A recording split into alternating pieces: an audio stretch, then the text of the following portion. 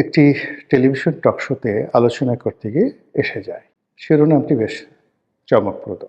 প্রসঙ্গটা এসেছিল যে আমেরিকার কতিপয় কূটনীতিবিদ সম্প্রতি ডক্টর মোহাম্মদ ইউনূসের সঙ্গে দেখা করেছেন। তাদের মধ্যে কি আলাপ আলোচনা হয়েছে তা নিয়ে নানা রকমের স্পেকুলেশন হচ্ছে। কেউ বলার চেষ্টা করছেন যে ডক্টর মোহাম্মদ ইউনূসকে একটি ইনক্লুসিভ নির্বাচন করার জন্যে ডোনাল্ড ট্রাম্প প্রশাসনের পক্ষ থেকে চাপ দেওয়া হচ্ছে।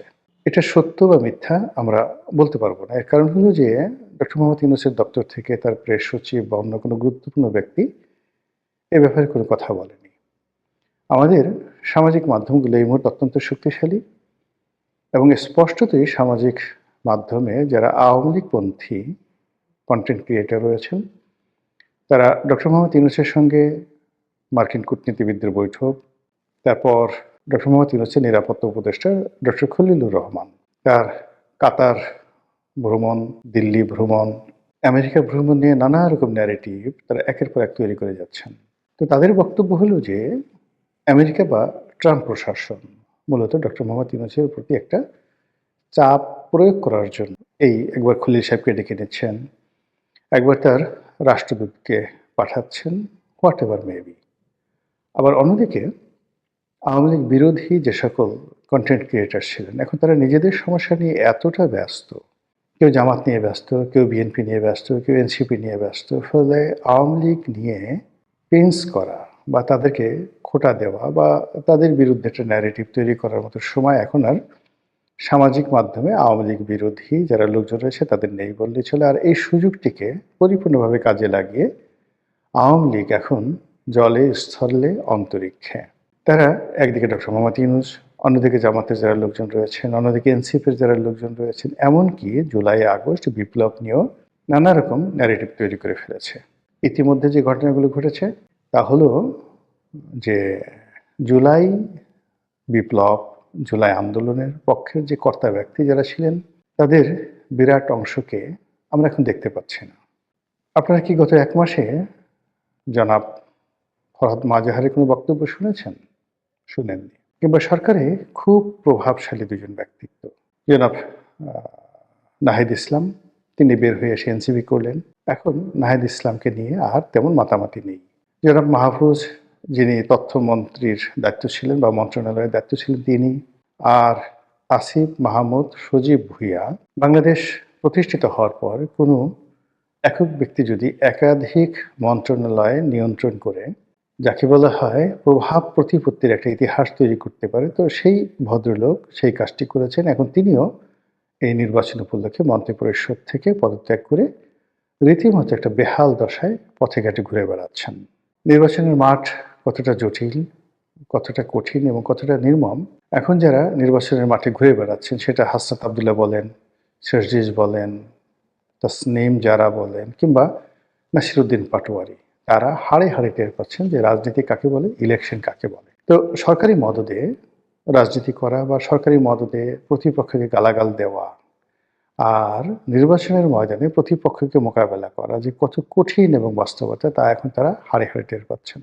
তো এই অবস্থায় আওয়ামী লীগকে আক্রমণ করা, শেখ হাসিনাকে খোঁটা দেওয়া বা অন্য কোনো বিষয়, এটা নিয়ে মূলত এই গত ১৭ মাসে যারা ব্যস্ত ছিলেন তাদের এই মুহূর্তে কোনো সময় নেই। বিএনপির অন্তর্দ্বন্দ্ব, কলহ, বিবাদ চূড়ান্ত পর্যায়ে।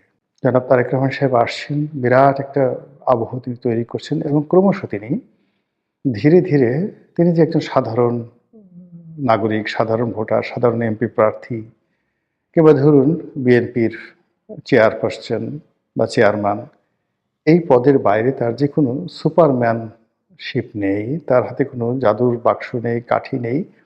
এটি ক্রমশ এই মুহূর্তগুলো কেটে যাচ্ছে এবং তিনি খুব সাধারণ একজন মানুষ রূপে সমাজে বিচরণ করছেন এবং তাকে কেন্দ্র করে যে গত কয়েকদিন, ধরুন অলমোস্ট ১০ দিন, তিনি এলেন ডিসেম্বরের ২৫ তারিখে, সেখান থেকে জানুয়ারির ৫ তারিখ পর্যন্ত তাকে কেন্দ্র করে যে ভাইবটি ছিল, এটি এখন কমতে, কমতে, কমতে, কমতে মানে একেবারে স্বাভাবিক অবস্থায় চলে আসছেন। এখন তার মধ্যে, জামাতের আমিরের মধ্যে কিংবা এনসিপির নাহিদের মধ্যে আসলে কতটুকু পার্থক্য রয়েছে এটি বোঝা যাবে আরও সপ্তাহখানেক পর।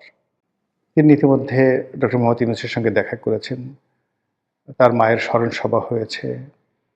তো তাকে কেন্দ্র করে নানা রকম তিনি যে একজন মহামানব, অতি ভদ্র মানুষ, তার যে অনেক সুপার কতগুলো কোয়ালিটি রয়েছে ইত্যাদি নানা বিষয় খাওয়ানোর চেষ্টা করা হচ্ছে, ব্র্যান্ডিং করার চেষ্টা করা হচ্ছে অত্যন্ত যাকে বলা হয় ম্যাথমেটিক্যালি।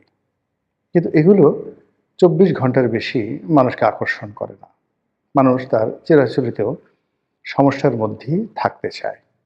তো এইরকম যে বহুমুখী সমীকরণ, বহুমুখী যাকে বলা হয় ধ্যান ধারণা, চিন্তা চেতনা, সন্দেহ, অবিশ্বাস, তারপরে নানা রকম আশা আকাঙ্ক্ষা, স্বপ্ন সব কিছুর মধ্যে মানুষ যে নিজেদের আশা খুঁজে, ঠিকানা খুঁজে ঠিক নাটোরের বনলতা সেনের মতো।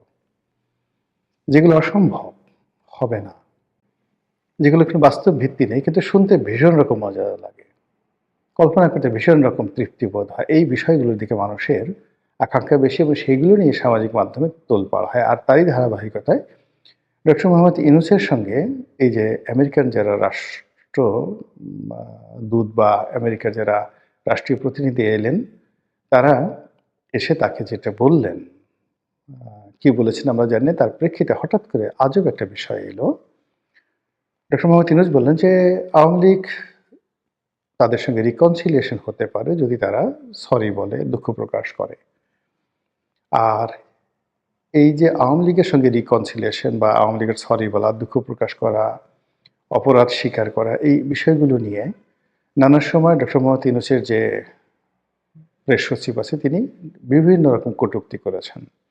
তো এই বিষয়গুলো নিয়ে যখন আলোচনা হচ্ছিল একটা টেলিভিশন টক শোতে, তখন উপস্থাপিকার জবাব দিতে গিয়ে আমি এখানে হঠাৎ করে বলেছিলাম যে আওয়ামী লীগের যে ইগোবোধ, তারা ইঁদুরের বিষ খেয়ে মারা যাবে, আত্মহত্যা করবে, ২০ তলা বিল্ডিং থেকে ঝাঁপিয়ে পড়বে, কিন্তু কোনো অবস্থাতেই তারা ডক্টর মোহাম্মদ ইউনূসের কাছে আত্মসমর্পণ করবে না, সরি বলবে না। এটা তাদের একটা ইগো। তো এই বক্তব্যটি অনেকটা ভাইরাল হয়ে যাওয়ার পরে আমার কাছে মনে হলো যে এই বিষয়টি নিয়ে আরেকটু বিস্তারিত আলোচনা করা দরকার। আমাদের দেশের যে রাজনীতি, সেই রাজনীতির মধ্যে প্রতিহিংসা একটা বিরাট ফ্যাক্টর। কোনো রাজনীতিবিদদের মধ্যে যদি এই বাংলায় কোনো প্রতিহিংসা ঢুকে যায়, সে পদ পদবি পাওয়ার সঙ্গে সঙ্গে উইদিন ২৪ ঘন্টার মধ্যে তার সেই প্রতিহিংসা সে চরিতার্থ করবেই। এর বাইরে অন্য কিছু থাকতে পারে অন্য জাতির ইতিহাসে, কিন্তু বাঙালি জাতির ইতিহাসে সেটা নেই। কাজেই এখানে প্রতিনিয়ত প্রতিহিংসা রাজনীতি হচ্ছে এবং হবে। ২ নম্বর হলো যে যখন কোনো একটা মানুষ রাষ্ট্র ক্ষমতায় বসে, মানে যদি ইভেন ২৪ ঘন্টার জন্য আপনি কাউকে কোনো পদ পদবিতে বসিয়ে দেন, ওর মধ্যে একটা অহমিকা চলে আসে। সে নিজেকে অভিজাত ভাবতে শুরু করে, নিজেকে ব্লেসড, আল্লাহর যাকে বলা হয় আশীর্বাদ পুষ্ট ভাবতে শুরু করে। ইত্যাকার নানা বিষয়াদি সেখানে রয়েছে। তো সেই দিক থেকে আওয়ামী লীগ সেই 1954 থেকে কখনো রাজপথ কাঁপিয়েছে, কখনো রাজপ্রাসাদ কাঁপিয়েছে, কখনো সিংহাসন কাঁপিয়েছে, বহু ভালো কাজ করেছে, বহু মন্দ কাজ করেছে। তো এই কাজ করতে গিয়ে তাদের একটা ধারণা যে তাদের সঙ্গে বিট করার মতো বা তাদের পাশাপাশি বসার মতো এই পাক ভারত উপমহাদেশে যদি কোনো দল থাকে, সেটা কংগ্রেস হতে পারে, সেটা মুসলিম লীগ হতে পারে, যদি কোনো ব্যক্তিত্ব থাকে সেটা জুলফিকার আলী ভুট্টো হতে পারে, কায়েদে আজম মোহাম্মদ আলী জিন্নাহ হতে পারে, পণ্ডিত জওহরলাল নেহরু এবং তার বংশধররা হতে পারে। এইরকম একটা অহমিকা বোধ তাদের মধ্যে কাজ করে।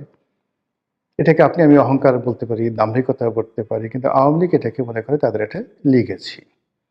এবং আপনি দেখবেন আওয়ামী লীগের লোকজন কথায় কথায় তাদের নেত্রীকে বঙ্গবন্ধু কন্যা, গণতন্ত্রের মানুষ কন্যা ইত্যাদি নানা রকম উপাধি দিয়ে মূলত যে কাজটি করতে চায় যে তাদের নেত্রীর সমপর্যায়ের সামাজিক মর্যাদা, রাজনৈতিক মর্যাদা, পারিবারিক ঐতিহ্য এই কোনো জিনিসই অন্য কারোর নেই। তো সেই দিক থেকে ডক্টর মোহাম্মদ ইউনূসকে তারা তাচ্ছিল্য করে। কিভাবে করে? এই যে ৬,০০০ টাকা বেতন পেতেন, মানে ডক্টর মোহাম্মদ ইউনূস যখন গ্রামীণ ব্যাংকের ম্যানেজিং ডিরেক্টর ছিলেন যে সময়টিতে, তখন আসলে ৬,০০০ টাকার কিন্তু অনেক দাম, খুবই দাম। উনি এমডি হয়েছেন যে সনে সরকারি বেতন পেতেন ৬,০০০ টাকা। তখন হয়তো বিসিএস স্টার্টিংয়ে ৭৫০ টাকা স্কেল ছিল। কিন্তু ওই যে মেজর জিয়াকে বলা হয় ৪০০ টাকার মেজর। তো ৪০০ টাকার মেজর বলতে যখন প্রেসিডেন্ট জিয়াউর রহমান 400 টাকা বেতন পেতেন তখন 1 ভরি স্বর্ণের মূল্য ছিল মাত্র 60 টাকা, 60 টাকা। তো সেই 60 টাকা যদি ভরি হয় 400 টাকাতে তিনি কয় ভরি স্বর্ণ পেতেন? এখন মানে 2.5 লাখ টাকা করে স্বর্ণের ভরি। তো তার বেতন এই জমানাতে কত টাকা হতো? তো এরকম এই জিনিসগুলো আওয়ামী লীগ বিচার বিশ্লেষণ না করে শুধু জিয়াউর রহমান সাহেবকে ছোট করার জন্য খোঁটা দেবে 400 টাকার মেজর। আবার যেই সময়টিতে উনি ৬,০০০ টাকা বেতন পেতেন তখন প্রধানমন্ত্রীর বেতন কত ছিল? এমপিদের বেতন কত ছিল? মানে ওগুলো বলার মতো না, খুবই অল্প বেতন ছিল। হয়তো এমপিদের বেতন ২,০০০ টাকা ছিল। কিন্তু ওই যে বলার যে ৬,০০০ টাকার একজন মানুষ এই কাজগুলো করেছেন, এত টাকা আসলো কোত্থেকে? হাজার, হাজার কোটি টাকা এত শিল্প কলকারখানা কোথায় পেলেন? এগুলো নিয়ে আওয়ামী লীগ ব্যঙ্গ করে। তারপরে আওয়ামী লীগ ব্যঙ্গ করে যে আমরা তাকে চাকরি দিয়েছি, আমরা তাকে ব্যাংক দিয়েছি, আমরা তাকে এটা করেছি, ওটা করেছি বলে খোঁটা দিয়ে এখন তিনি যেকোনো একটা পরিবেশ পরিস্থিতি যেটা আমার বলা ঠিক হবে না, তিনি ক্ষমতায় বসেছেন। তাতে কি হয়েছে? আমরা গলায় দড়ি দিয়ে মরবো, বিষ খেয়ে মরবো। কিন্তু এই লোকের কাছে ৬,০০০ টাকা যার বেতন তার কাছে গিয়ে আমাদের under the reconciliation rules and regulation আমাদেরকে সরি বলতে হবে, হাত জোড় করে ক্ষমা চাইতে হবে। এটা সম্ভব নয়। এই গেল একটা। অন্য আরেকটা পক্ষে তারা বলার চেষ্টা করছে যে এখানে রিকনসিলিয়েশন আসছে কেন? রিকনসিলিয়েশন আসে যখন এটি ব্যক্তির অপরাধ থাকে। সে তার অপরাধ স্বীকার করে। কিন্তু যখন গ্রুপ অফ গ্যাং থাকে, একটা দল, একটা রাষ্ট্র, একটা সরকার কম্বাইন্ডলি অপরাধ করে, অপরাধ সংগঠিত করে, তখন সেখানে আসলে ফৌজদারি দণ্ডবিধি অনুযায়ী তাদেরকে কালেকটিভ ওয়েতে বিচার করা ছাড়া কোনো ওয়ে থাকে না। এখানে জেনারেল মার্সির কোনো বিষয় থাকে না। তো আওয়ামী লীগ তার সরকার থাকা অবস্থায় যে অন্যায়গুলো করেছে, দুর্নীতিগুলো করেছে, সেগুলো বিচার চলছে। আমাদের সাধারণ কোর্টে বিচার চলছে, আইসিটিতে বিচার চলছে, আরও বিচার হবে। এগুলো তো হচ্ছে। এখানে সরি বললে কি আমাদের সেই বিচার বন্ধ করে দেবে? তারা যদি এখন ভুল স্বীকার করে যে আমরা ভুল করেছি, তাহলে কি এই বিচার বন্ধ হয়ে যাবে? তাদের কি জেলখানা থেকে ছেড়ে দেওয়া হবে? প্রশ্নই আসে না। ফলে বিষয়টা হলো এরকম যে বিচারের কাজ চলতে থাকুক, বিচার হতে থাকুক, যারা অপরাধী তারা শাস্তি পাক, আর যারা অপরাধ করেনি তারা মুক্ত থাকুক এবং তারা রাজনীতি করুক। এবং এই যে রাজনীতি, এটাকে আপনি কোনো সংজ্ঞার মধ্যে ফেলবেন না। এটা যেকোনো রাজনীতিবিদ, যেকোনো জনগণ, যেকোনো মানুষ, স্বাধীন দেশের নাগরিক, তার একটি মৌলিক অধিকার। তো সেই মৌলিক অধিকারের জন্য আমাকে কেন রিকনসিলিয়েশনে যেতে হবে? ডক্টর মোহাম্মদ ইউনূসের কাছে মাপ চাইতে হবে? এই কথাগুলো নিয়ে আওয়ামী লীগের লোকজন বিতর্ক করছে। আর এরই প্রেক্ষিতে আমি ওই যে শব্দটি যে তারা বিষ খেয়ে মরবে, ইঁদুরের বিষ খেয়ে মরবে, কিন্তু তারা মাপ চাইবে না।